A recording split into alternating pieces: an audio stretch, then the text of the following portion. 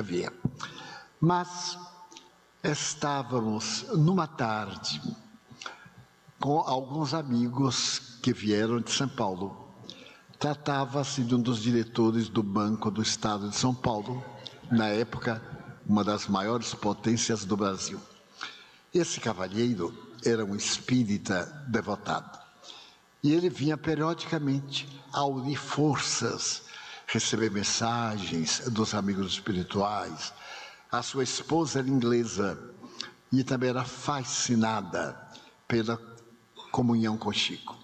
Estávamos nós três e chegou uma irmã da esposa do meu amigo. À noite da sexta-feira, após a reunião não tinha hora, tudo lá era diferente. Começava na hora que começava e terminava na hora que terminava, 2 da manhã, 3, 4, a depender da multidão. E como fazia muito frio, é uma região até hoje muito fria, nós íamos tomar o café da madrugada na casa do seu irmão, André. E é muito habitual em Minas o bolo de fubá, aquela bandeja enorme com bolo de fubá. O gosto é o mesmo no mundo inteiro, horrível, mas a gente adora. É uma coisa curiosa. E sempre íamos conversando. E eu estava na fase do deslumbramento com a mediunidade do Chico.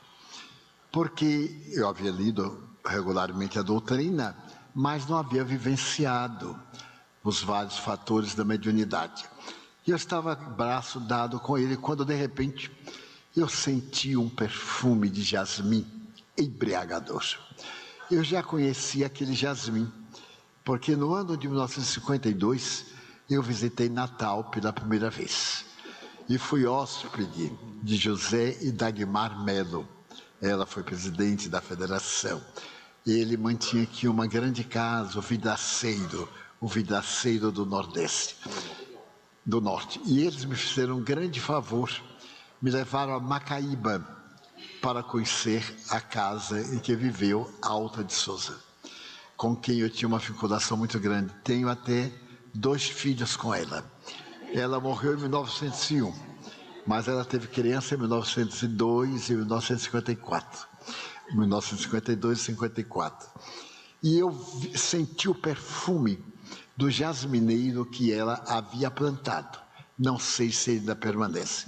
Naquela época, eu, como todo mundo, roubei um galho do jasmineiro e plantei em Salvador. Hoje nós temos uns 500 pés, todos descendentes do jasmineiro de Alta de Souza. E quando ao lado do Chico eu senti o perfume, um perfume muito especial, eu disse, coisa curiosa, Chico, esse é o perfume do jasmineiro de Alta de Souza. Ele disse, interessante, mas eu não me dei conta que aquela hora, 3 da manhã, de onde pudesse estar vindo esse perfume. E continuamos a rir subitamente. Ele disse assim, mas está vindo de você. Você gosta desse perfume? Ele disse, não, Divaldo, até eu tenho um motivo para não usar perfume. E me contou o motivo. Ele disse, mas que peculiar. E fomos andando. Quando nós estávamos próximos à casa do seu irmão, eu senti um perfume de rosas, mas muito característico, de uma rosa chamada Príncipe Negro, que na época eu cultivava. E é a rosa que eu havia dedicado a Joana de Ângeles. E tem um perfume muito especial. Isso mas agora esse perfume é de Joana de Ângeles. Aí eu era muito pateta. Digo, Chico, mas está vindo de você. Eu desconhecia a mediunidade olorífera. Ele disse, não, meu filho, não. Se fosse de mim, seria de Tefon.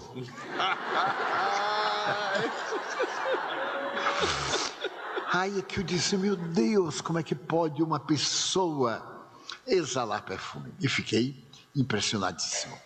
No dia seguinte, ainda estava naquele encantamento, e toda passava por ele, para ver nada, era o habitual. E ele me disse, eu gostaria de levá-lo para conhecer um dos casos mais comovedores da minha vida. O poder da treva, o poder da luz. Quando eu era criança, minha mãe me falava muito de uma amiga Esta sua amiga era uma modesta lavadeira.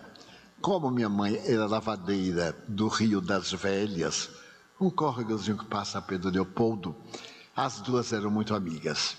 E depois essa senhora desapareceu e veio a aparecer mais tarde com uma criança muito deformada. E minha mãe dizia, meu Deus, quando eu imagino a prova de Conceição, eu me conformo com tudo que ocorre na minha vida. Mas minha mãe morreu, eu fiquei criança. E passados muitos anos, digamos que 40 anos, eu estava numa reunião e ele se desdobrava. Ficava psicografando a reunião toda, 6, 7 horas, sem parar. Então ele desdobrava do corpo e ficava colaborando com os espíritos. Provas eram os fatos que ele narrava, confirmando. E esta noite, Conceição apareceu-me e disse, venha depressa, porque eu e Lia estamos morrendo à fome. Eu então disse, meu Deus, amanhã, sem falta, eu vou levar os meus amigos lá. E gostaria que vocês fossem, falou-nos aos 4, porque é o caso mais comovedor da minha vida. Lia é deformada.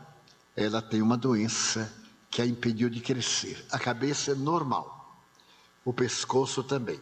Mas a partir dos ombros não houve um crescimento. Ela deve medir, no máximo, 1 metro. O corpo é retorcido, como se fosse um parafuso à primeira vista.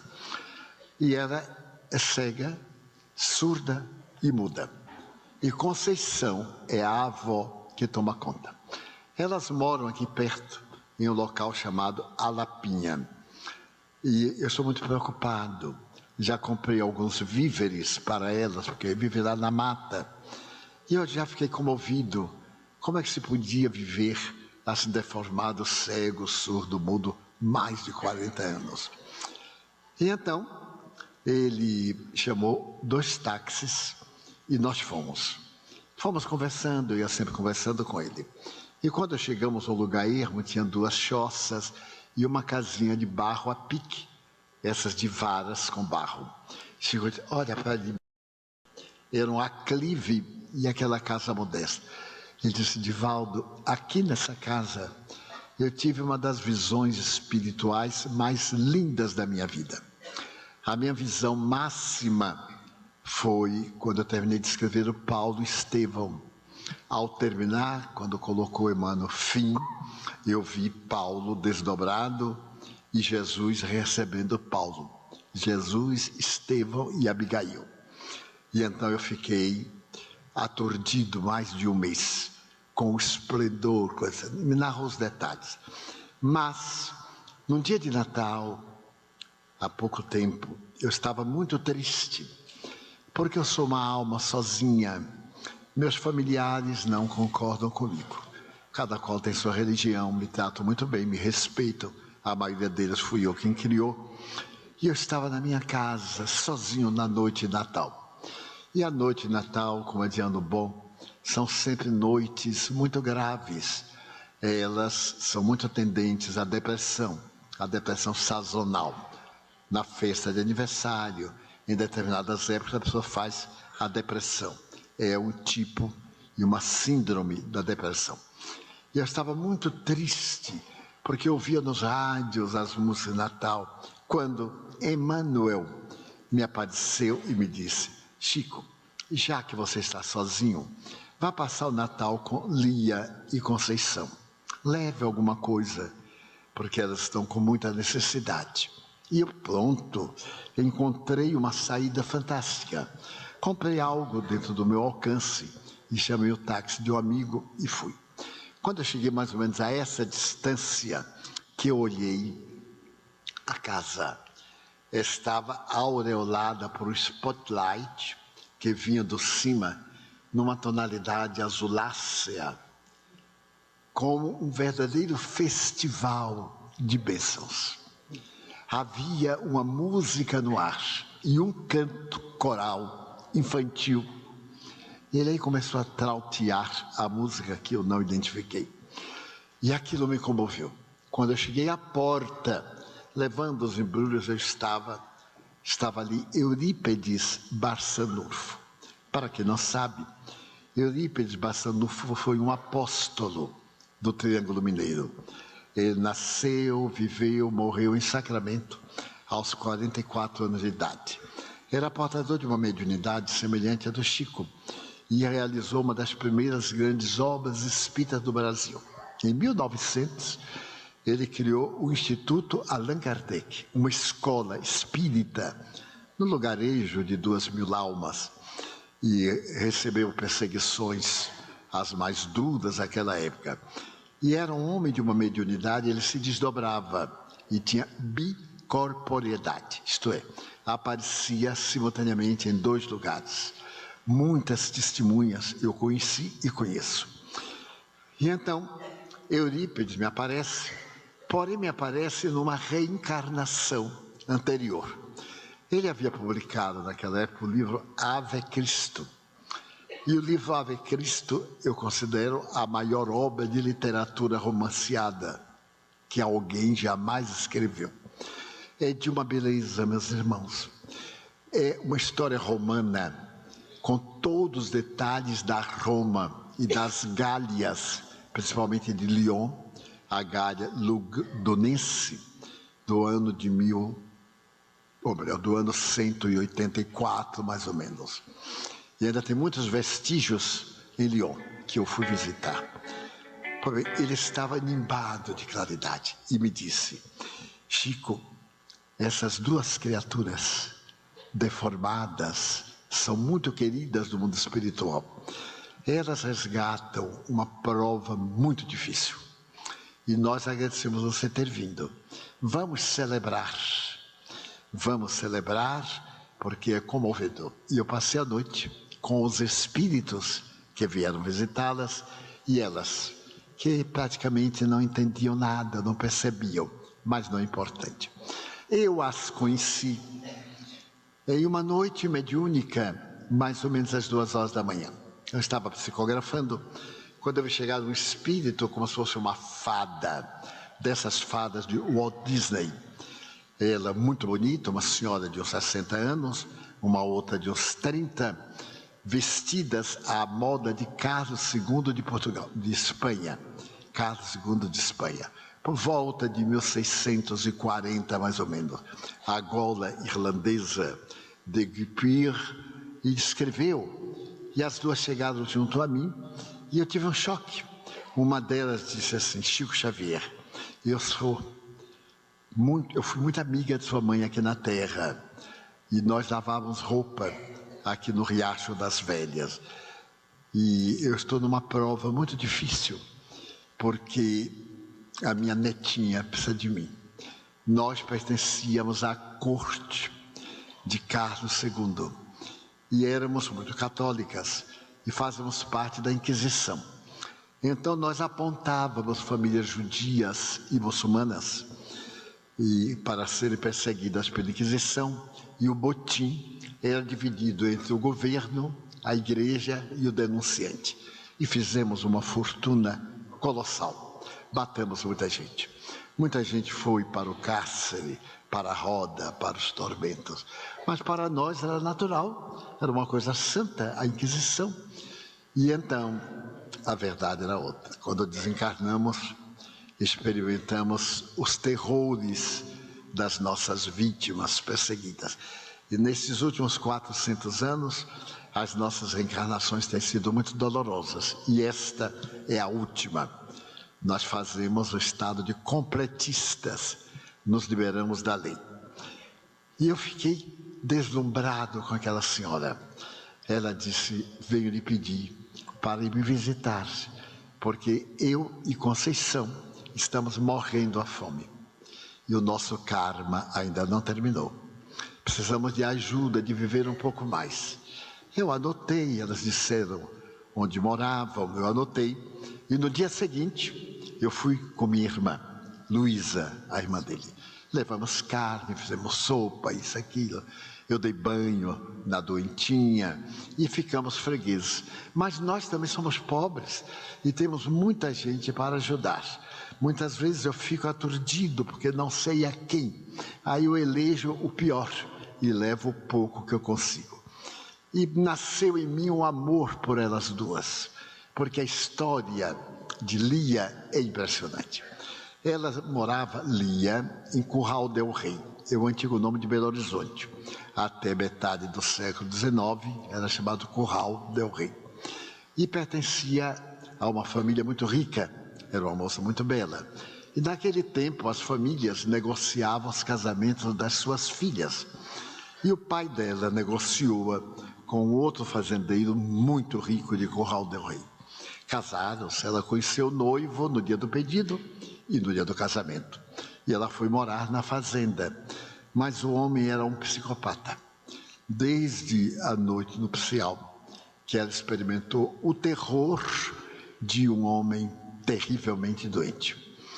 E ele, com o ceder dos dias, apresentou um sintoma de ciúme doentio. Acusava de ter relacionamento com os escravos, com o feitor. E certo dia ele foi tomado de um espírito mau, com um tição em brasa. Ele queimou as partes pudentes para castigá-la, dizendo que ela estava traindo-o e que agora não poderia mais. E então o seu organismo genital passou a ter uma ferida terrível, que era cuidada com toda ignorância. Colocava pucumã, aquele pó que se faz muitas vezes onde tem fogão a lenha, aquele pó negro cheio de micróbios. E ela ficou num estado deplorável. Mesmo assim, ela engravidou.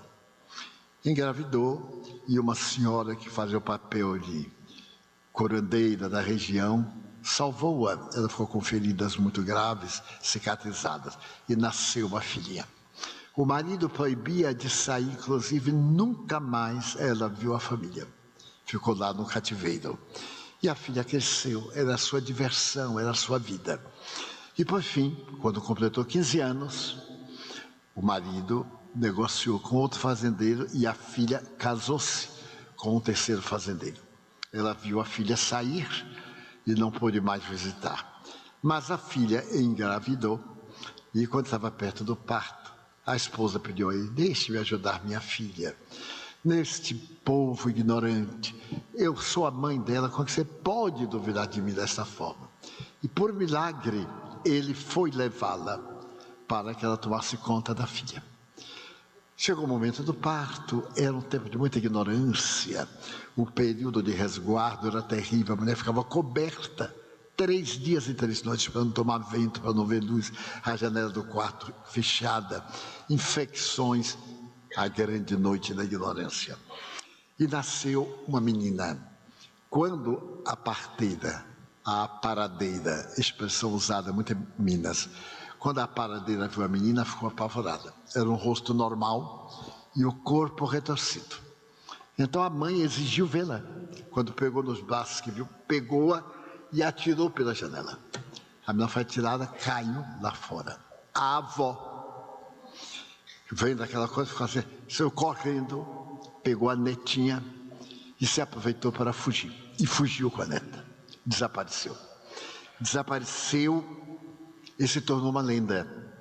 As pessoas contavam que encontraram uma senhora com um bicho, uma criança deformada na mão, pedindo esmola aqui, ali, acolá. Por fim, elas desapareceram, aparecendo como essas lendas muito comuns da época passada da ignorância. Por fim, elas vieram para Pedro Leopoldo. Dona Lia foi lavar roupa, foi ficando idosa e agora ela estava com 95 anos. E a neta estava com 70. Isso ele me contando diante da casa. Mas, Divaldo, ela é tão bonita, chica, era uma alma cândida. Ele disse assim, o cabelo dela é lindo. E eu, com a imaginação, comecei a pensar naquela Rita Hayworth, que havia sido a mulher do século. Nenhuma mulher era como Gilda, que havia feito um filme. E Manivaldo, eu pentei os cabelos dela. Eu vi aqueles cabelos sedosos, aquela fantasia da imaginação. E ela me sente psicamente. Eu não digo uma palavra, e quando eu entro, ela começa a se debater e a gritar, a ponto de fazer micção espontânea. E é uma coisa, Divaldo, mas ela é linda. Estou levando um pente novo. A minha imaginação criou um quadro. Quando nós chegamos, era uma tragédia. Aquela coisa, aquele chão batido, as varas. A cama era de varas. As varas, no sentido horizontal, formavam uma espécie de um gigo para animal. Em cima, os panos velhos, aquele ser coberto com um pedaço de cobertor e o rosto de fora. O cabelo desgreado, horrível o cabelo. Mas eu olhei assim e Chico disse, não, é linda, meu filho. Eu aí fui o mais hipócrita que pode existir. Eu digo assim, que coisa, meu Deus. Mas que coisa. E ele disse, não está achando bonito não? Eu digo, estou, Chico, uma gracinha. Ainda passei a mão no cabelo. Ele vai quebrar meus dedos, o cabelo estava duro. E ela esperneava, ela gemia, ela chorava. E Chico começou a caminhar. Tenha calma, Conceição, eu vim para cá. E a irmã do Chico foi para a cozinha para preparar uma sopa. Ela trazia carne, nós chamamos carne verde, a carne fresca. E a nossa visitante, Dona Luci Pereira de Andrade. O senhor era Antônio Pereira de Andrade, doutor Antônio Pereira de Andrade. Quando viu aquilo, não estava acostumada, ficou estarrecida, hebetada. E a irmã também, ficaram as duas hebetadas. Fazia um frio de desencarnar fantasma. Então, a senhora com aquele vestidozinho de chita, seminua interiormente, arroxeada. Aí, a nossa amiga estava com um casaco de peles. Eu nunca vi nada igual. Tirou o casaco, vestiu da criatura.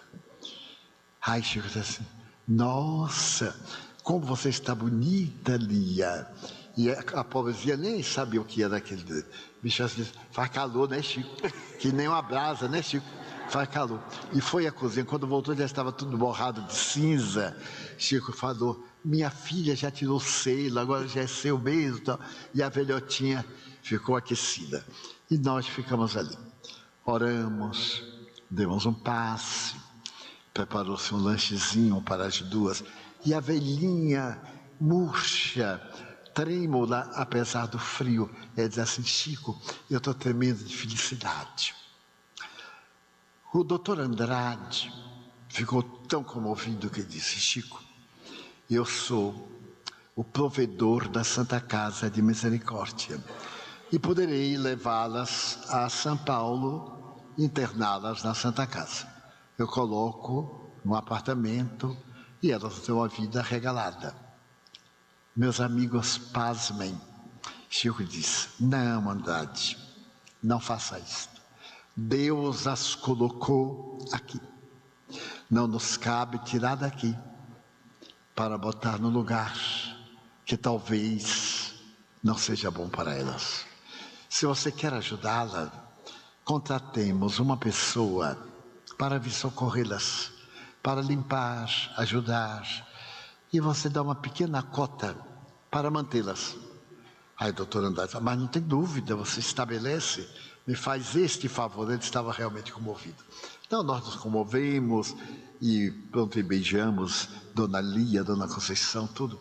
E eu saí impressionado como nunca até hoje. Bom, voltamos, tivemos as reuniões, despedimos, amigos, voltar a São Paulo, eu voltei a Salvador. No mês de dezembro, de janeiro, aliás, do ano seguinte, eu voltei a Pedro Leopoldo. E fiquei aguardando no sábado o Chico me levar para ver lá Conceição e a sua avózinha. E quando chegou no sábado, ele não me convidou. Nós fomos visitar os pobres do Abacateiro, do bairro dos Pássaros Pretos. Eu disse, o Chico, eu queria tanto rever Dona Lia, Conceição. Ele disse, de volta. Elas desencarnaram. Eu tinha dito a Andrade que se as separassem, elas morreriam. Porque as duas nutriam-se do amor. Notem um casal que vive muito bem, muitos anos, quando um morre, o outro logo depois. Porque a nutrição do psiquismo, a ternura, as ideoplastias, esta vibração que sai, muitas vezes vaporosa, que nutre o outro, a carícia, que são energias em permuta. Ele disse, eu estava psicografando, quando o Dr. Bezerra de Menezes me apareceu e disse, Chico, neste momento, Conceição está morrendo. E nós vamos levá-la. Ela já se redimiu, vamos levá-la. Gostaríamos que fosse para os últimos instantes. Assim que terminar a reunião, não atenda ao público. Pegue o carro e vá para Lapinha. Isso foi mais ou menos em setembro. Eu terminei a reunião, pedi licença, saí correndo, peguei o carro. E quando chegamos lá, Divaldo, aquela cena do Natal estava mais festiva. Vou abrir um parênteses. Quando eu estive pela primeira vez em Toledo, na Espanha, e visitei o museu de El Greco, há uma pintura, A Morte do Conde de Orgaz, que é uma pintura clássica. El Greco é um dos gigantes do pós-renascimento. E eu fotografei muito essa tela porque me inspirou a fazer um seminário para mostrar as três dimensões: a Terra, o mundo intermediário, o inferno e o céu. E eu tenho em slides, no tempo que a gente usava slides para esses seminários. Eu fiz muito esse seminário do Brasil. Era o mesmo festival do Conde de Orgaz, fazia lembrar a tela. A casa estava coberta de flores e um coral de crianças cantava. Isto eu memorizei. Cantava em 4 vozes e dizia assim: rasgaram-se os véus da noite, novo dia resplandece, viajor descansa em prece, ao lado da própria cruz. No horizonte rebrilha uma aurora matutina, pois a morte descortina dia novo com Jesus. E vinham as outras, eu memorizei, mas era de uma beleza que ele disse, eu fiquei dominado pelas emoções. Aí entrei e vi no momento que o Dr. Bezerra desprendeu Conceição. Lia, com 96 anos, olhando o desprendimento, mas só tinha visão da matéria. Então, ela morreu e Emmanuel me recomendou providenciar um enterro modesto e levar Lia para Pedro Leopoldo. Eu a trouxe para cá. Arranjei um quartinho muito modesto aqui numa avenida, numa dessas ruazinhas, e fiquei esperando ela morrer. Então ela me disse assim, seu Chico, a minha filha, nessa época era neta, mas ela lembrava da encarnação de Carlos II. A minha filha me faz tanta falta. Somente eu a entendo. A gente conversava pela cabeça, pelo pensamento. Eu falava, ela respondia. Nós nos compreendíamos. O que será de mim agora? Isso quer dizer, Conceição, tenha paciência. Daqui a poucos dias você vai viajar. Vai viver num outro palácio. Num palácio mais bonito do que aquele de Madrid. Então, na próxima sessão mediúnica, Dr. Bezerra disse, hoje nós vamos levar Conceição. E queremos que você esteja presente. Terminou a reunião e ele correu, como de hábito, e foi para ver a despedida.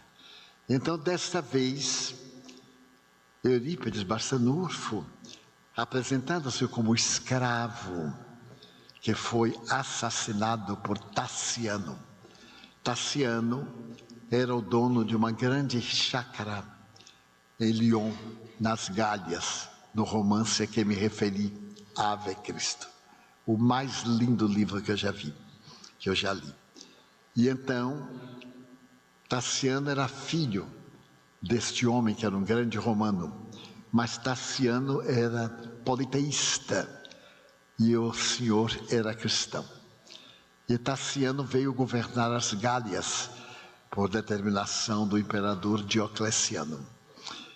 E então o pai veio para convertê-lo a Jesus. Veio e criou um pequeno orfanato na região das Gálias e foi trabalhar como jardineiro na casa do filho, que o não reconheceu, ele estava muito desgastado, várias questões políticas de Roma, a traição da mulher, ele foi para o presídio, muito doloroso.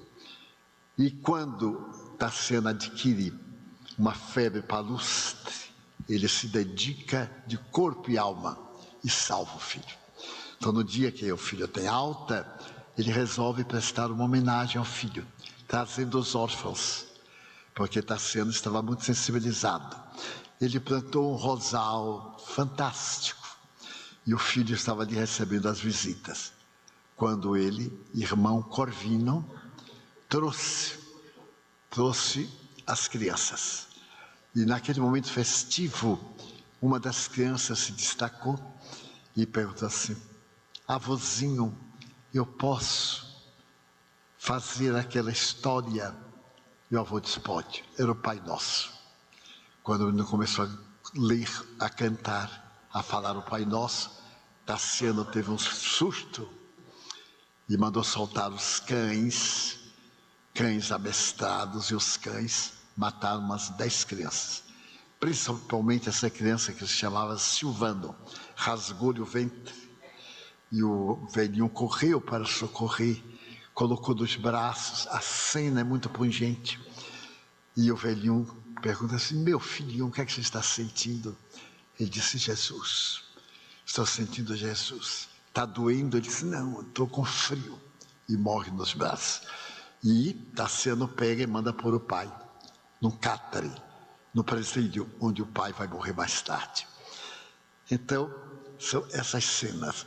E esse escravo, que foi também condenado, mais tarde se reencarna como Eurípides Barçanufo. Eu vejo pessoas lutando para terem sido nobres, para terem sido reis, rainhas. Não foi vantagem nenhuma. Vantagem foi ter sido ama, escravo, guardiães, ajudantes, que estão hoje bem, e os grandes, os poderosos estão hoje na miséria que fazem jus. Então, aparece com um número secto de espíritos nobres e libertam a pobrezinha da idosa, que desperta lúcida, perfeitamente lúcida, recupera a memória ancestral e vai para o mundo dos espíritos.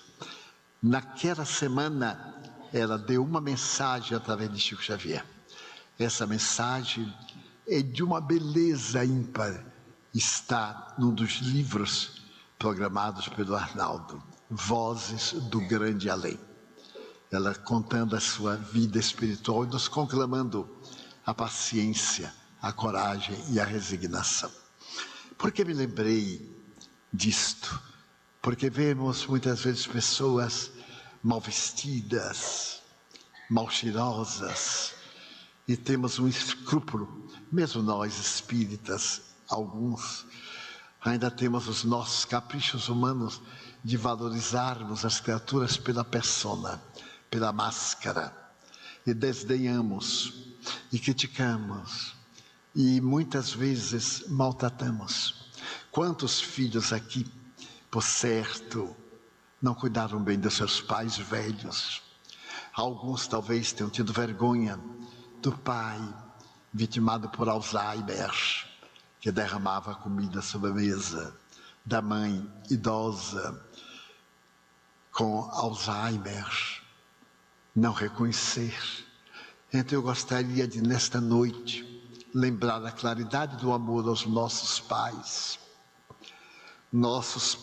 idosos, as noites endormidas das febrículas que atacam a todas as crianças. Essas crianças que choram a noite inteira e dormem o dia inteiro. E os pais quase enlouquecem de exaustão. Crescemos, esquecemos-nos, pensamos em nossa família, minha família. E os pais vão ficando idosos, vão ficando chatos, aborrecidos, avós implicantes, e nós vamos ficando esquecidos de que também vamos envelhecer. Porque a fatalidade da velhice é esta: se não morrer, fica velho. Quem não quiser ficar velho, morra, bem jovem. Mas ninguém quer morrer jovem. Então, isso faz parte da grande noite, da noite terrível que avassala. Quando eu vejo, na atualidade, o pensamento a respeito da eutanásia. Agora, em Portugal, vai ser lei a eutanásia.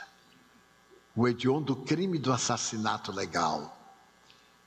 A eutanásia, que tem sido discussão médica desde o século XVIII, em que uma parte médica nobre diz que a função da medicina é dar pelo menos dias melhores ao paciente, não é matar. E nós estamos tornando todo mundo um grande cemitério de eutanasiados. Suíça, Holanda, Inglaterra, França, todos aplicam eutanásia indiscriminadamente. Principalmente a idosos que têm casa, que têm dinheiro e estão demorando de morrer. Os herdeiros facilitam a herança pela eutanásia. E o mundo fica mais sombrio, mais escuro, mais terrível. Eu tenho a honra de ter meu pai morrido nos meus braços. A última coisa, ele me olhou com a vista já da espiritualidade e me perguntou: meu filho, você já perdoou? E ele perguntou o mundo que eu conheci. Ele disse: as surras que eu lhe dei, porque eu apanhei mais do que cachorro do Lu. Porque eu tinha mediunidade e meu pai implicava. Ele dizia que era fingimento, que morreu, acabou, não tinha isso. Toda vez que eu era surpreendido, que alguém me perguntava, eu falava. Eu sou do interior, quando eu chegava em casa, e a mediunidade era desenvolvida na chibata. Eu fui assim um médium de educação mediúnica, muito bom, uma chibata de bater em cavalo, daquela que tem o cabo e 3 pontas. Então, quando arde que vocês não fazem ideia, é uma beleza. Se essas chibatas iam voltar, não com 3 pontas, que é cruel, com 2, ia melhorar muito a sociedade, acabava metade da droga, porque hoje os pais não fazem isso, mas os filhos fazem com os pais. Matam os pais por causa da droga, tomam de tudo, furtam. E quantos pais vêm desesperados e dizem: peça a Deus para morrer meu filho, ou eu não ter que o matar. Porque eu já ouvi mais de 2 milhões de pessoas, uma a uma, em 72 anos. Então vejam que treva, não é? Será que nós temos sido gentis com nossos pais idosos? Ah, minha mãe não foi muito boa para mim. Foi ótimo. Não lhe abortou. Já foi uma grande coisa. E se não fez melhor é porque não sabia, ignorou. Minha mãe não sabia, era analfabeta. O que é que ela podia fazer por mim? Meu pai era semi-alfabetizado, mas era um homem notável, cumpridor do dever. Nunca nos faltou nada. Qualquer coisa ele nos educava. Lá em casa, há 70 anos já tínhamos um psicólogo, tinha um psicoterapeuta pendurado atrás da porta. Qualquer coisa ele dizia assim: vá. E a gente já ficava bom na ida. Quando ia buscar o psicoterapeuta, já ficava curado. Depois da terapia, e ninguém ficou de mal com ele, 13 filhos. Mas ele morreu nos meus braços e me disse assim: meu filho, me perdoe. Eu disse: mas pai, o senhor foi fantástico. O senhor me educou para as surras que o mundo tem me dado. porque o mundo bate em todos nós, de uma forma ou de outra. Hoje eu tenho resistência, muita resistência para dores físicas. Eu me acho um elefante. Para dores morais, não tanto. Porque aprendi, porque ele dizia assim, chore, e eu, para pirraçado, não chorava. Ele me mata, mas eu não choro. Aí aprendi a controlar as lágrimas, não foi uma bênção? Foi uma coisa formidável. Eu não recomendo essa terapia a ninguém, mas que é boa, funciona. Isso eu garanto. Mas então ele morreu nos meus braços. Minha mãe, morrendo. Não vim aqui fazer autobiografia. Está no contexto do tema. Ela me disse assim, meu filho, na hora que eu acordar, eu volto para tomar conta de você. Eu disse, mãe, por quê? Não vou deixar você sozinho. Era eu e uma irmã de 13. Eu disse, mas eu tenho tantos amigos. Eu tenho amigos que valem mais do que irmãos biológicos. Não volte, mãe. Eu tenho uma família enorme, tenho muitas filhas. Ela era muito simpática, minha velhinha, era linda, tinha olhos verdes, olha que coisa chique. Até parece que ela é mãe de Raul Teixeira. Eu tenho a dúvida danada, que vai ver que ela é mãe de Raul e não minha. Ela bate assim na mão assim, não discuta com sua mãe na hora dela morrendo. Era uma chantagista. Depois ela desencarnou, aqueles olhos de esmeralda desencarnaram, e ela saiu do corpo lúcida. Ficou em pé, junto do cadáver. O cadáver deitado, minha irmã aprontando. Eu sentado aos pés da cama, segurando o pezinho. E aí ela me olhou. Quando ela viu que eu estava vendo, Di, você está me vendo? Estou, mãe. Aí Joana de Anjos chegou para ela e disse, Ana, você lembra que Edivaldo lhe contava uma história de São Francisco? Ela disse, lembro. Então faça. Porque quando São Francisco estava muito mal, Frei Leão chegou para ele e disse assim, meu pai, eu tenho um homem que é muito perverso com o jumento que ele tem. O jumento está cansado, está doente, e ele maltrata o jumento. Ele monta no jumento, ele fustiga, ele bate. São Francisco, mas que perverso, vá buscar este homem. Traga-o para eu poder repreender. Quem é ele? Frei Leão disse, sois vós, o vosso corpo, vosso jumentinho há 44 anos vos suporta. E o Senhor não tem compaixão, ainda se deita despido sobre as cinzas, ainda obriga-o com o câncer, ele tem mal de Hansen também, e o Senhor ainda exige, São Francisco, meu doce jumentinho, perdoa-me, meu doce jumentinho. Eu contava isso à minha mãe, ela se comovia e eu também. E então Joana disse, está o jumentinho, Ana, 86 anos. Ela se ajoelhou, um atavismo, e começou a falar com o corpo morto. Se eu não fui boa para você, me perdoe. Eu não tive um ataque, porque não sou de dar ataque, mas vê-la se despedindo assim do corpo. E ela me disse, Di, eu vou voltar. Eu vou voltar, meu filho. Eu disse, não volte, mãe. A senhora sofreu tanto. A terra é a nossa escola. A senhora agora vai para um reino de paz, de beleza. Ela disse, meu filho, eu vou voltar. Eu calei a boca.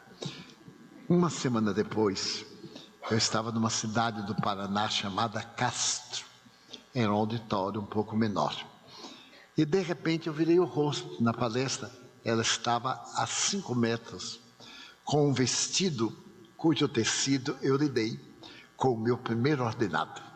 Eu fui funcionário, quando eu recebi o ordenado eu comprei um vestido de seda. E minha irmã fez para ela vestiu uma vez e disse, quando eu morrer eu quero ir com esse vestido que o meu filho me deu. E ela vestiu depois de desencarnada. Entra na minha palestra e disse, fale para eles que a vida é indestrutível. Diga para eles amarem meu filho, perdoarem, não guarda mágoa. Quem carrega mágoa carrega lixo mental. Fale para eles que aqui estamos nós os imortais. E eu vi dezenas de espíritos familiares das pessoas. E eles formavam um coro de bênçãos atendendo às criaturas humanas, porque nós não estamos sós. Allan Kardec perguntou: os espíritos interferem em nossa vida muito mais do que imaginais, a ponto de que são eles que vos conduzem. Se nós temos raiva, atraímos espíritos infelizes, odientos, que nos levam a detestar. Se nós temos alegrias, atraímos espíritos bons, gentis. Se nós estamos bem, atraímos mentores nobres, anjos guardiães, como diz a igreja, que nós também chamamos guias ou anjos guardiães. Então, de acordo com o nosso padrão vibratório, os nossos acompanhamentos. Que nos custa? Se você não tem nada o que fazer, ore, preencha a sua cabeça de oração. Mas que preço? Olá, meu Deus, como é que vai, velhote? Tudo bom? Eu estou aqui na luta, me ajude. Fale com a vida, dedique-se a esta resiliência transcendental. Lembre de que a morte não manda mais aviso. Antes mandava, telegrava, daqui uma semana eu venho. Agora não. Agora pega a gente na rua, é horrível. Pega a gente assim no teatro.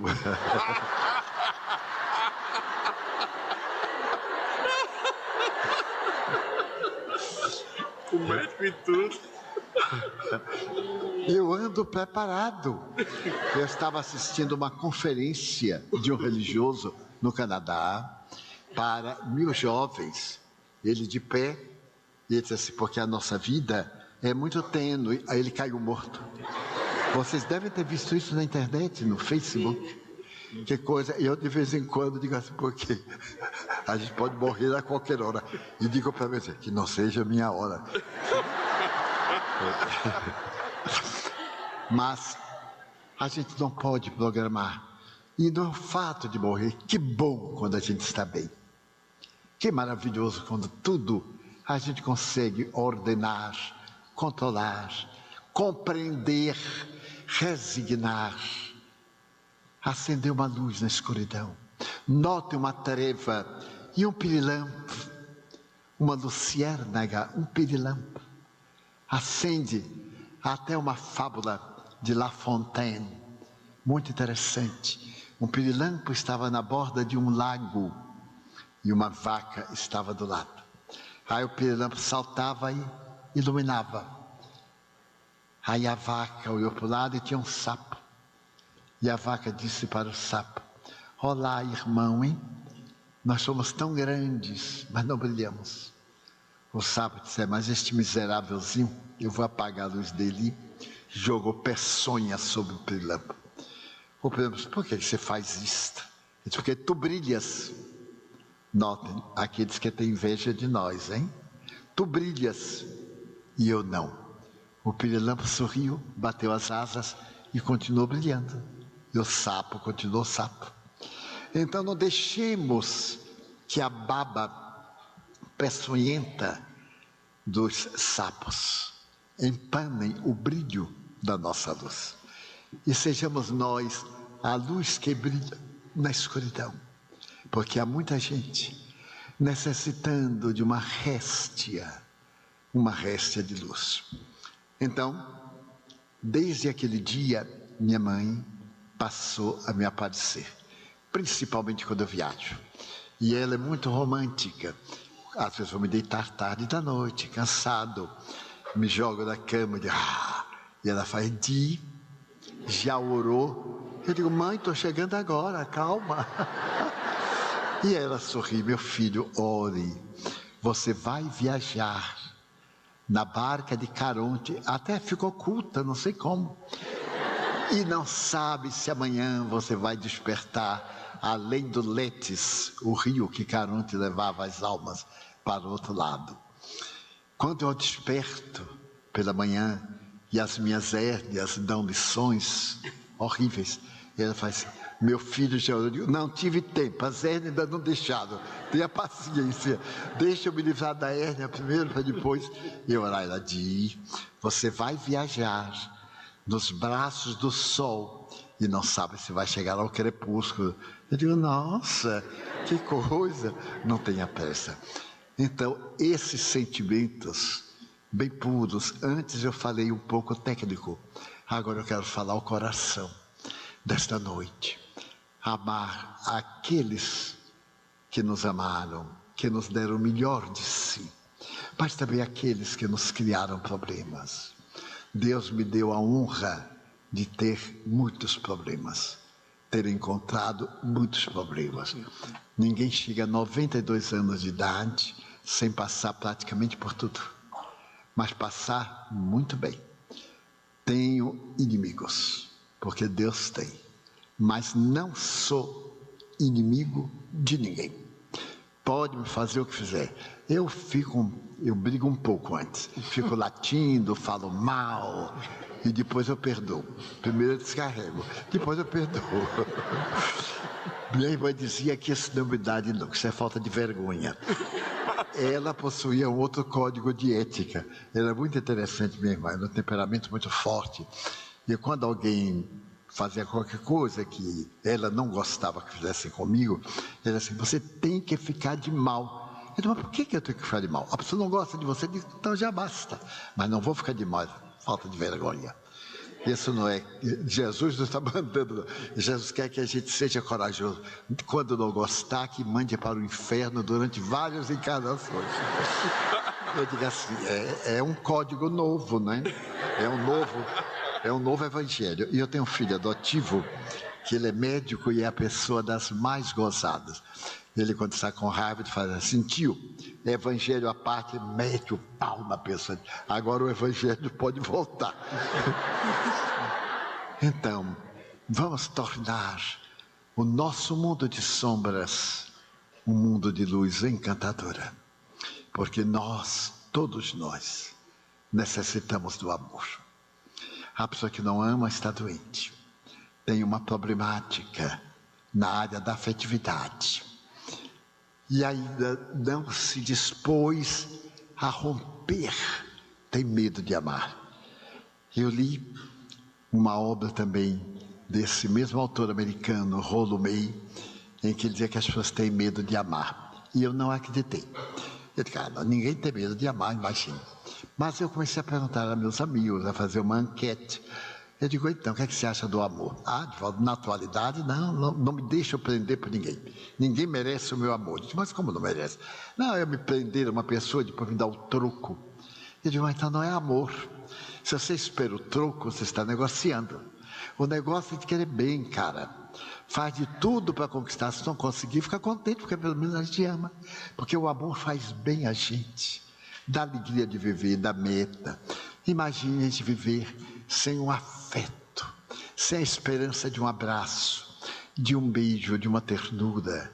É muito doloroso. Esta é a pior solidão. Aliás, Sri Aurobindo dizia que solidão não é ausência de gente, não. É ausência de ideal dentro de nós. E é verdade. Quando a gente não tem ideal, para que viver? É o chamado: minha vida não tem sentido, ponha sentido. Há muita gente carente, precisando de amor. Lá na mansão e no nosso centro, nós ouvimos as pessoas, o atendimento fraterno. E um dia chegou uma senhora e me disse: eu vou me matar. Eu disse: mas por quê? Divaldo, ninguém, eu não consigo namorado. Nem para me dar bofetada eu consigo. Eu digo: não, minha filha, mas é uma benção. Mas é demais, ninguém me ama e tal, queixou. Eu disse: pois bem, eu vou me declarar, eu vou começar a gostar da senhora. Ela disse: mas você vai gostar para casar? Para casar não lhe garanto nada, porque eu já sou casado. Sou casado com o espiritismo, aí fica feio, 2 chapéus, fica ridículo. Então ela disse: mas a minha vida, e eu fiquei muito penalizado. E eu disse para ela: quando a senhora vai se matar? Ela disse: agora, amanhã, hoje, eu vim falar com você porque eu te quero muito bem. E aí chorou muito, eu também chorei, eu não deixo ninguém chorar. Se chorar, eu choro também. Porque chorar sozinho não dá. Quando ela terminou, quando acabou, disse assim: se eu lhe pedir uma semana, se ela vai morrer hoje ou amanhã, que diferença faz morrer segunda-feira? Então, vamos adiar para segunda-feira. Pode ser. Eu digo: já ganhei segunda-feira, já ganhei uns 5 dias. Venha comigo para a Mansão do Caminho. Eu tenho lá tanta gente precisando de amor. Vem tanta gente sofrida, velhinhas solitárias, que tomam conta dos netos e as filhas, estão pelo mundo. Tem crianças que não sabem o nome da mãe, nem do pai. Uma criança me disse assim: tio, eu sou a pessoa mais infeliz do mundo. Uma menina linda. Eu disse: mas por que, minha filha? Eu não tenho ninguém. Eu disse: como? Você não tem ninguém? Não. Eu digo: e eu, o que é que faço? Não, é diferente. Eu entendi o que ela queria dizer, mas aí eu apertei. Então, não, realmente minha vida não vale nada, né? Mas eu dei a minha vida para tomar conta de você. Seu tio Nilson, nós temos aqui 40 tias que tomamos conta das casas, isso não vale nada. Só vale se for uma mãe cachaceira, que apanha do sujeito todo dia, aí vale que é minha mãe, é da minha carne. Então isso vale, realmente você não tem ninguém. Ela tomou um choque, disse: mas tio, é isso que você quer. Sua mãe me deu você, botou aqui na lata do lixo. Mas ela fez por amor, porque ela viu que não podia cuidar de você e disse: se eu der para Edivaldo, ele vai cuidar. E eu cuidei, até agora. Você é linda, parece muito comigo, é linda, entenderam? Hereditariedade. E então, minha filha, você quer ter, olhe a ausência do abandono, né? A marca profunda. E nós lhe demos carinho e damos, já é mãe dobrada. Eu digo: então faça com sua filha o que sua mãe não fez com você. Mas então cada um dos nossos filhos, 684, tem mais ou menos essa história. E eu disse para a senhora: venha me ajudar, venha amá-los. Eles nunca lhe vão dar nada, nem eu quero. O que é que eles podem me dar? O que podem me dar é o que estou dando a eles, não quero. E de fato, alguns saíram, nunca me telefonaram, nunca mandaram cartão de Natal, nunca mandaram postal. Um dia eu encontrei um e ele disse assim: tio, lembra de mim? Eu digo: lembra, é claro. O senhor perdoe eu não lhe escrever? Eu digo: não, meu filho, você não lembra de mim, eu também não lembro de você. Ele começou a chorar. Sabe o que é? Eu tenho vergonha, eu tenho constrangimento, porque cada alma é uma alma. Lembra do que eu falei antes? Diante de uma alma, a tese de Jung: podes ter a sabedoria que tiveres, nós estamos diante de uma alma. As almas somos abismos intransponíveis, nem nós conhecemos. Muita coisa em nossa vida depende do momento. Eu todo dia me digo: não me permita um momento infeliz. No momento infeliz a gente perde tudo. Tem um surto de loucura, uma ira, um ódio, uma perda. Nossa mente é tão delicada. Este equilíbrio a que chamamos normalidade não existe. Pergunta para o psiquiatra: todos nós somos um tanto quanto. Então o equilíbrio é exatamente este peso da lógica com a razão e com o respeito às leis estabelecidas. Isso é a normalidade. Mas basta alguém pisar no pé, já uma descarga de adrenalina, e a gente perde a razão e comete um crime. Quantos crimes são cometidos no momento infeliz? Eu visitei muito penitenciária, muito. Depois não pude mais, o tempo não me permitiu. Quantos assassinos me revelaram? Ai, se fosse hoje. Hoje pensam diferente. Então a nossa proposta da luz nas trevas é: não permitam a escuridão. Acendam uma luz, a luz da bondade, a luz da esperança. Joana de Ângeles me diz: nunca deixe ninguém sair de você sem levar um pouco de você. Um sorriso. Quem é que não pode dar um sorriso? Um aperto de mão, uma palavra gentil, uma esperança. Mas não deixe sair sem levar algo de você. Numa vida longa eu tenho visto isso e tenho encontrado as respostas no mundo inteiro, em situações muito difíceis, situações no exterior muito difíceis. Encontrei sempre alguém. Certa feita em Londres, um fiscal aduaneiro implicou comigo. Ele estava revistando e eu levava uma importância para a Mansão do Caminho.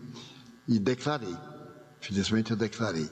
Ele disse, mas é proibido por lei, o senhor só pode levar até $10.000. E devia ter uns 12 ou 15. Eu disse, eu sei, mas o senhor acha que eu ia rasgar e jogar fora? Não. Nós temos uma casa, peguei o computador, mostrei, abri e deram. Então eu estou levando.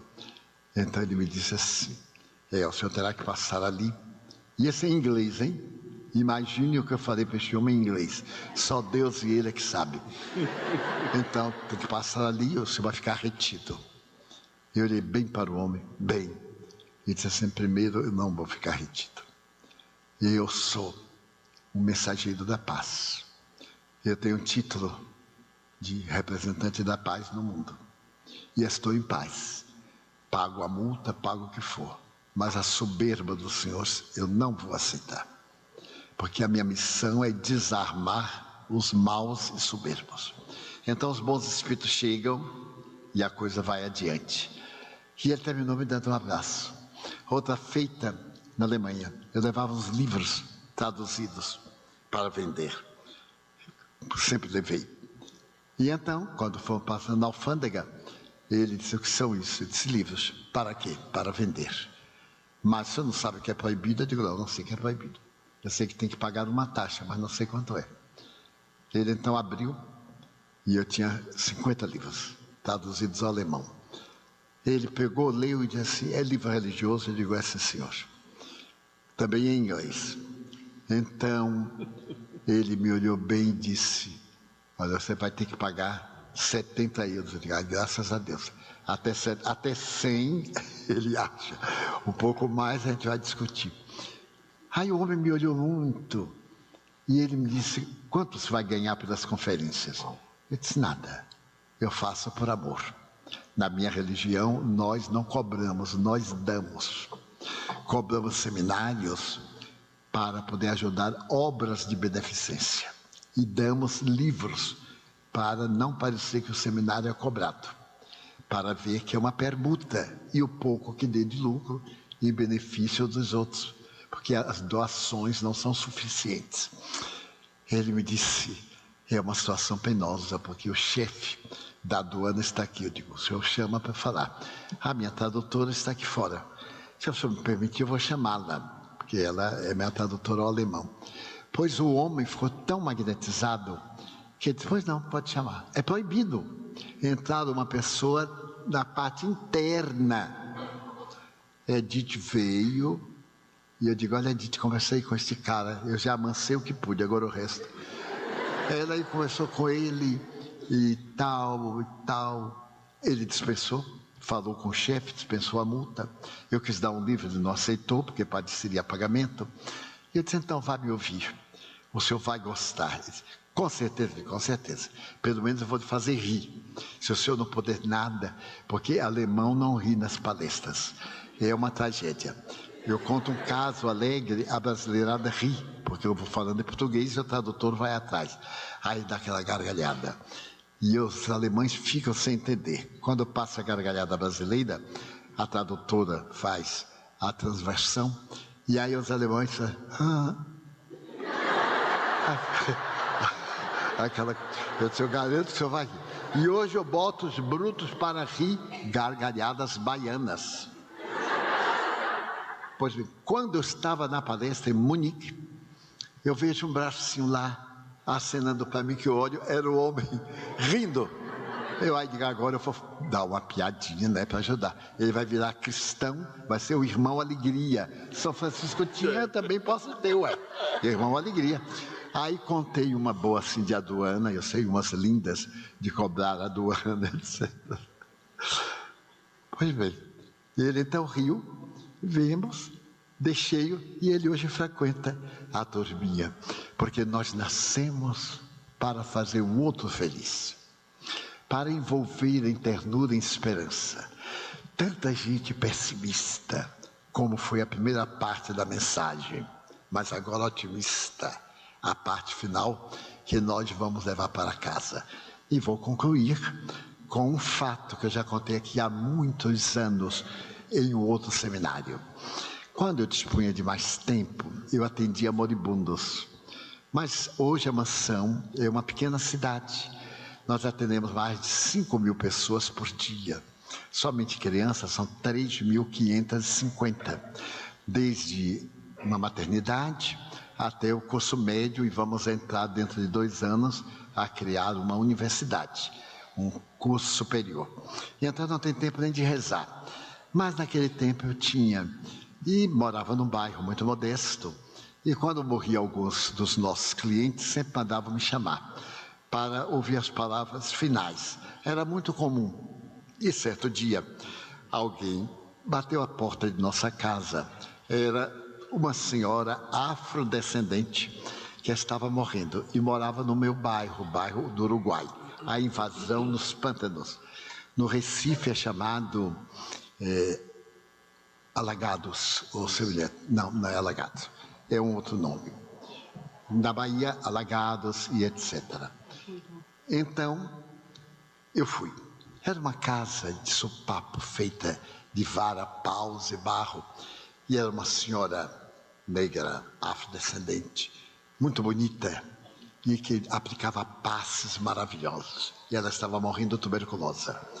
Então ela me disse, a mim e ao Nilson, estou morrendo, meu irmão, e quero lhe contar os meus segredos. Porque eu nunca perguntei nada, nunca pergunto nada a ninguém. Ninguém pode dizer que eu perguntei. Só num caso de intimidade, etc., mas tenho todo cuidado e respeito pelo próximo. Ela então disse, o irmão me ama, eu faço parte da nossa casa, e o irmão não me conhece. Mais de 20 anos de amizade. Eu digo, realmente, eu não conheço. Ela disse, eu tenho um filho, meu irmão. Meu filho hoje é médico, e eu quero lhe fazer um pedido. Eu estou morrendo. E meu filho vai lhe procurar para saber o que é que eu conversei com o irmão antes da minha morte. E o meu irmão não conte. Eu estava na minha juventude muito pobre.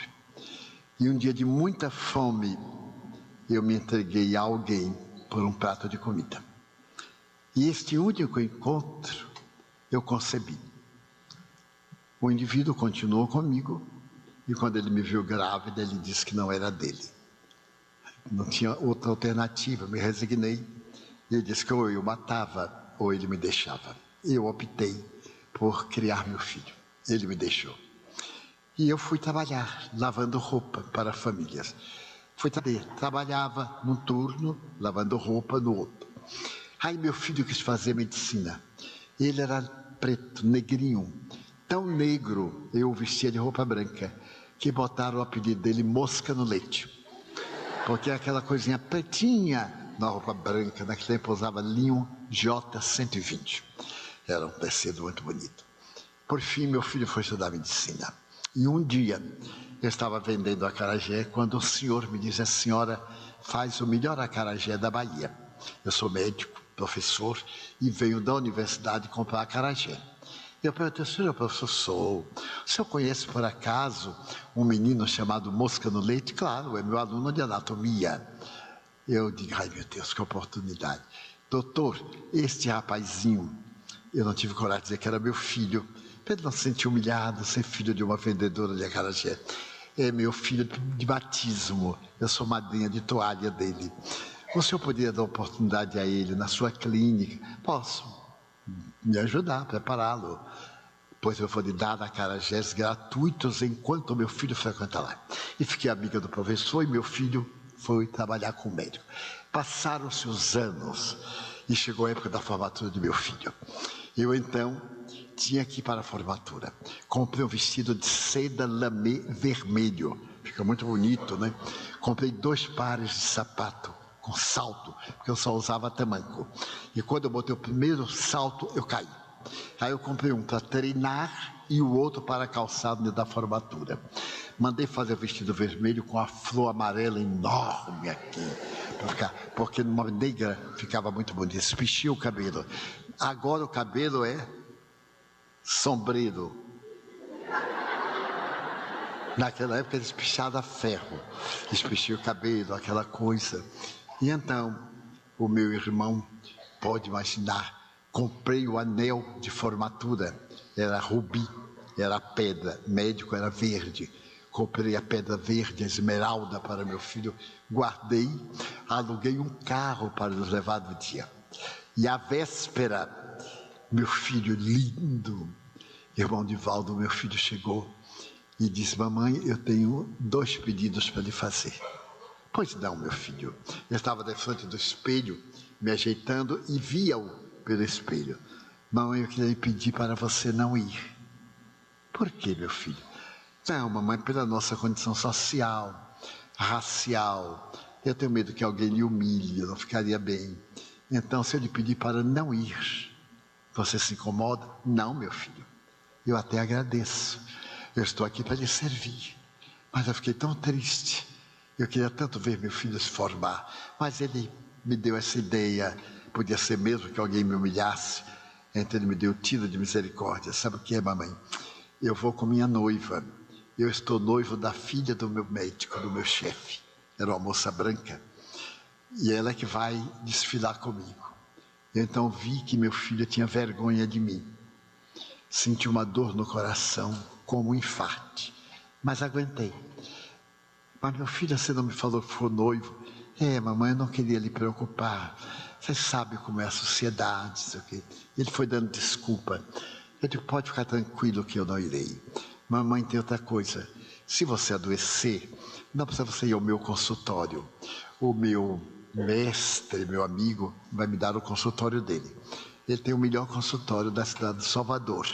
E eu vou ser o herdeiro, vou casar com a filha dele, a família toda aceita. Então eu não quero que você vá, porque lá o consultório é de pessoas distintas. E você vai assim, pode ser humilhada. Você me chama ao telefone e me deu um cartão. Eu disse, meu filho, você sabe que eu não sei ler. Não se preocupe não, eu não vou precisar de você nunca. Porque pobre não tem doença. Pobre só tem diarreia e bronquite. Então a gente trata com chá, com isso aqui.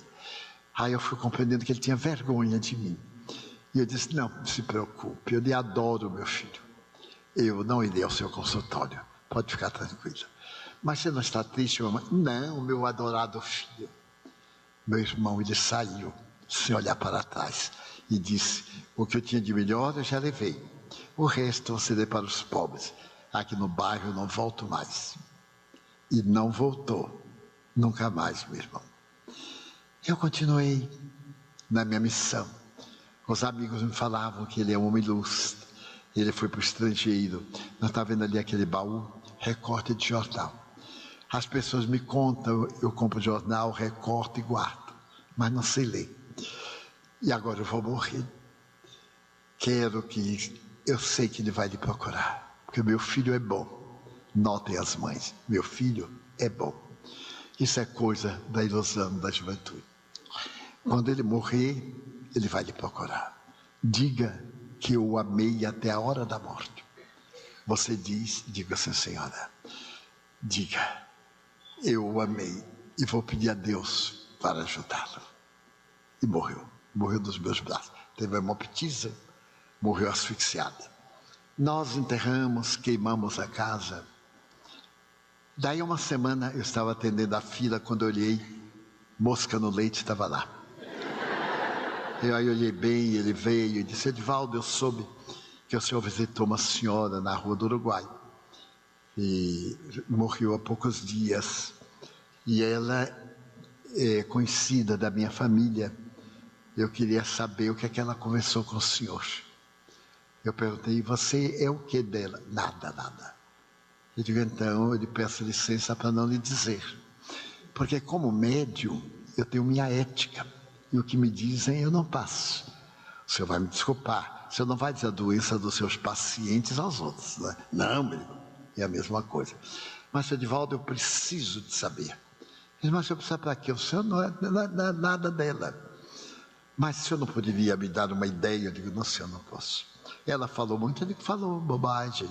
Essas coisas assim da hora da morte, essas coisas, falamos até a hora que ela morreu. Mas Edivaldo, por acaso, ela falou a respeito de algum familiar? Eu digo, não me lembro. Ela disse que tinha filho, eu digo, não me lembro, honestamente. Eu não me lembro, eu digo, comigo este neguinho vai pagar. Ele vai, com todo amor, não é? Vai. Vai pagar.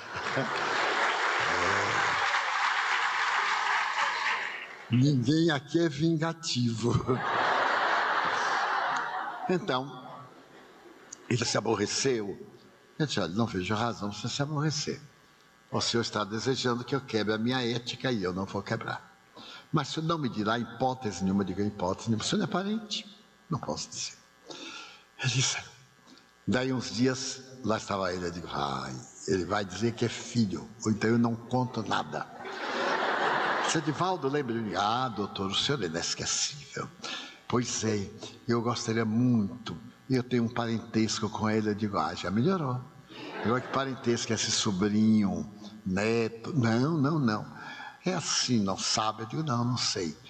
Eu digo, você é filho? Assim, filho? É isso. Eu digo, o senhor teve a mulher mais notável que eu conheci. Sua mãe foi uma dama. Foi desses espíritos nobres que dignificam a sociedade. Eu conheço muita gente. Eu tenho uma vida pública naquele tempo de mais de 50 anos. E o senhor tem uma clientela, também eu tenho. E a sua mãe foi uma das damas mais honoráveis que eu conheci. Ela me falou sobre o senhor. Ela me falou que o senhor ia me procurar. E que eu lhe dissesse apenas isto, que o amou até a hora da morte.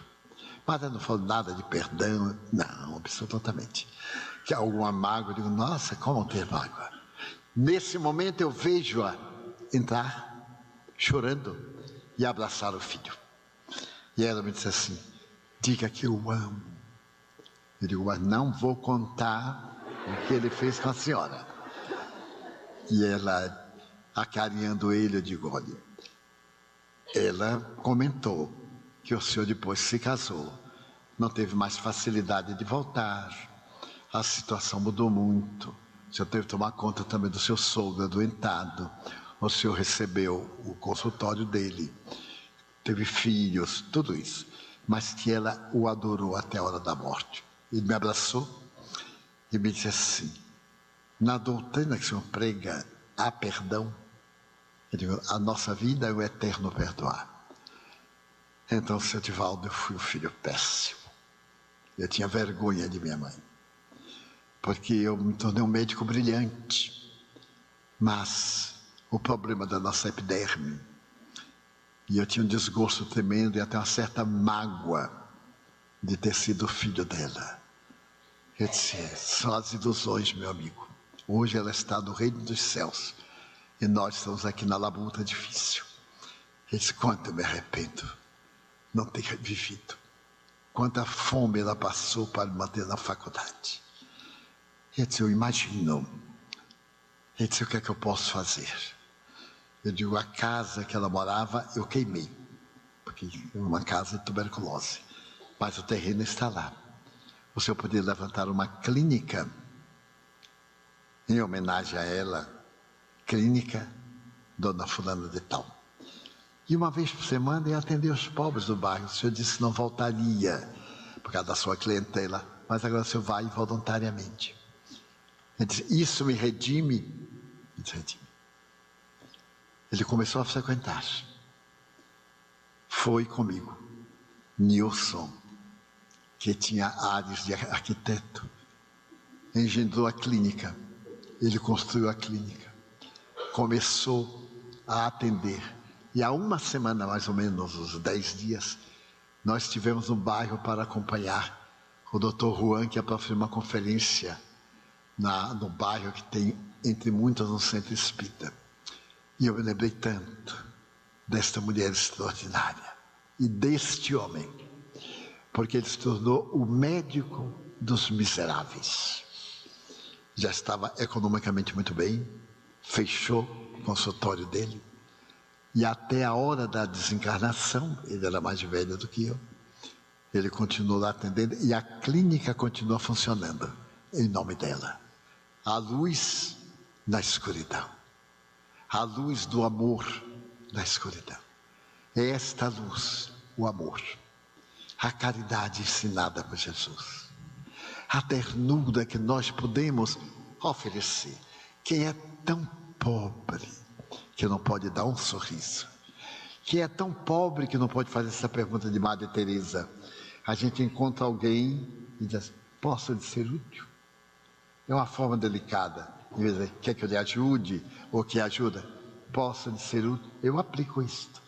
Quando a circunstância me permite, posso ser útil. E muitas vezes eu já ouvi assim: pode. E aí eu fico sabendo que, e realmente nós podemos.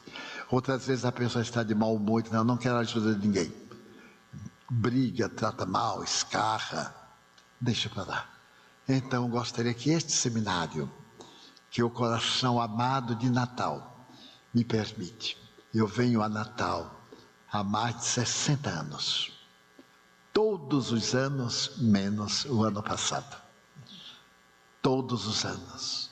Aqui eu conheci um homem santificado, o senhor Abdias, que foi um missionário que colocou luz, foi pioneiro dos dias difíceis.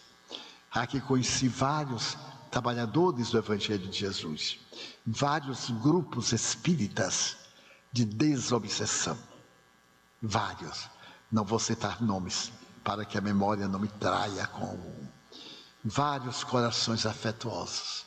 Sempre tive muitos corações amigos e generosos. Como poder esquecer de Sales Asfora, um homem devotado, um árabe, casado com uma palestina, dedicado ao bem espírita de escola. Então, em homenagem a esses corações, uma grande médica, casada também com um árabe, dedicada, o período das mulheres, Dona Dagmar Melo, Maria Banhos, uma outra, Alba, e tantos que se dedicaram ao bem e colocaram a luz da doutrina espírita flamejante nos períodos mais difíceis da nossa querida Natal, do nosso querido interior, onde eu estive em inúmeras cidades, algumas delas bastante tumultuadas, mas levando a esperança.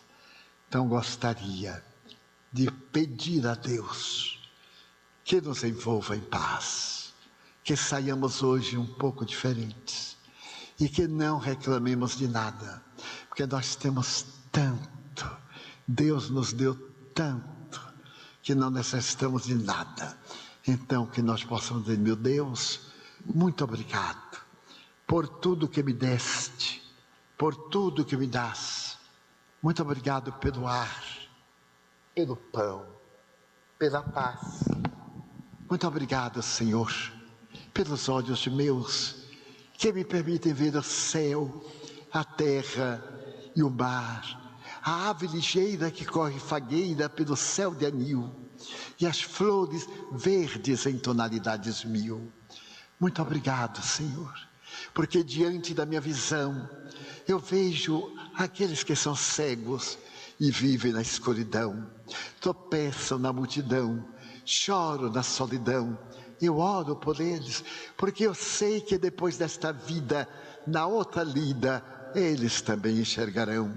Muito obrigado, Senhor, pelos ouvidos meus, que me foram dados por Deus, ouvidos que ouvem o tamborilar da chuva no telheiro, a melodia do vento nos ramos do almeiro, as lágrimas que choram dos olhos do mundo inteiro, ouvidos que ouvem a música do povo que chora do morro, na praça cantar, a melodia dos imortais, que se ouve uma vez e não se esquece nunca mais.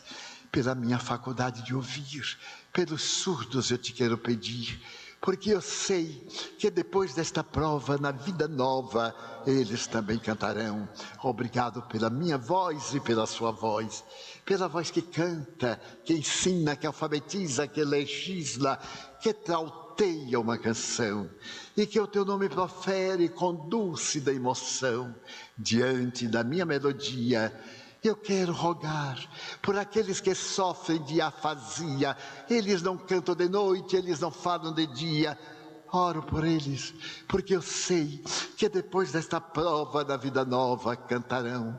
Obrigado pelas minhas mãos, mãos que aram, que semeiam, que agasalham, mãos que tiram angústia, mãos que atende a dor, o sofrimento, o desamor, pelas mãos de filosofia, pelas mãos de cirurgias, de poesias, de psicografias, pelas mãos de sinfonias, pelas mãos que atendem a velhice, a dor, o desamor, pelas mãos que no seio embalam o corpo de um filho alheio sem receio, e pelos pés que me levam a andar sem reclamar. Muito obrigado, Senhor, porque eu posso bailar diante do meu corpo perfeito. Eu te quero louvar, porque eu vejo na terra aleijados, amputados, marcados, que não podem caminhar. Eu oro por eles, porque eu sei que depois desta expiação, da outra reencarnação, eles também bailarão. Muito obrigado, por fim, pelo meu lar. É tão maravilhoso ter um lar. Não importa se é uma mansão, se é um ninho, um bangalô, se é uma casa no caminho, um duplex, seja o que for, mas que dentro dele exista a figura do amor. Amor de mãe, ou de pai, de mulher, ou de marido, de amigo ou de irmão. A presença de alguém que me dê a mão, porque é muito triste viver da solidão. Mas se eu a ninguém tiver para me amar, nem um amigo para ajudar, nem um apoio para caminhar, nem assim eu reclamarei. Pelo contrário, direi: obrigado, Senhor, já que eu não tenho lar, nem um cão, nem um gato para me acompanhar. Eu quero te agradecer porque nasci. Muito obrigado porque creio em ti, pelo teu amor. Obrigado, Senhor, pela sua atenção. Muito obrigado, senhores.